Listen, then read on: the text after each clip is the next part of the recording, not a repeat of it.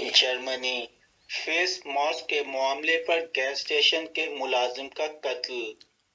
ایک petrol station کے ملازم کی طرف سے ایک گاہک کو چہرے کا ماسک پہننے کا کہنے پر اسے گولی مار کر ہلاک کر دیا گیا۔ حملہ نے پولیس کو بتایا کہ وہ کورونا وبا کی وجہ سے دباؤ میں تھا اور حفاظتی اقدامات پر یقین نہیں رکھتا۔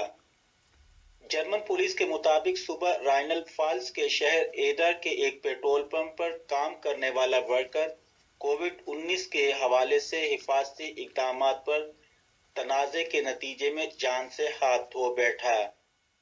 پولیس کے مطابق ایک 49 سالہ شخص پر شبہ ہے کہ اس نے گیس اسٹیشن کے ملازم کو ہفتے کی صبح گولی مار کر ہلاک کیا۔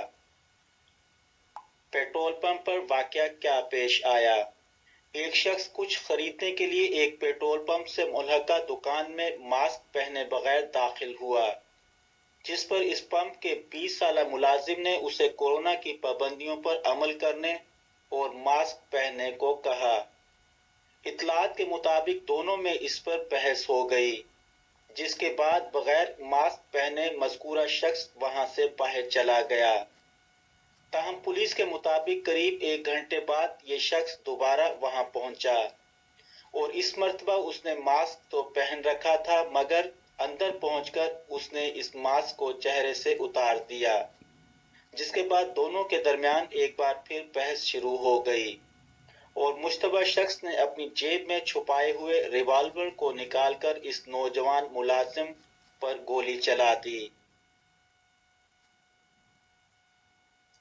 اس سے 20 سالہ ملازم سر میں گولی لگنے کے سبب موقع پر ہی ہلاک ہو گیا۔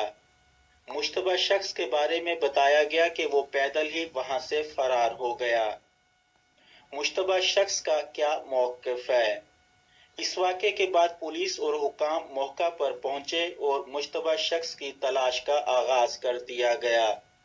تاہم اس واقعے سے اگلے دن یعنی اتوار 19 ستمبر کو یہ مشتبہ شخص خود ہی پولیس اسٹیشن پہنچا اور اس نے اپنا جرم قبول کر لیا۔ اس شخص نے مبینہ طور پر پولیس کو بتایا کہ وہ کووڈ-19 کی وجہ سے لگائی گئی پابندیوں کے خلاف تھا اور یہ کہ وبا کے سبب پیدا ہونے والی صورتحال سے پوری طرح ذہنی دباؤ کا شکار تھا۔ اس تغاضا کے اہلکار کا مزید کہنا تھا کہ یہ شخص اس صورتحال پر ایک مثال قائم کرنا چاہتا تھا اور اس نے اس تمام صورتحال کا ذمہ دار متاثرہ ملازم کو قرار دیا، کیونکہ اس نے ان قواعد پر عمل درآمد پر زور دیا تھا۔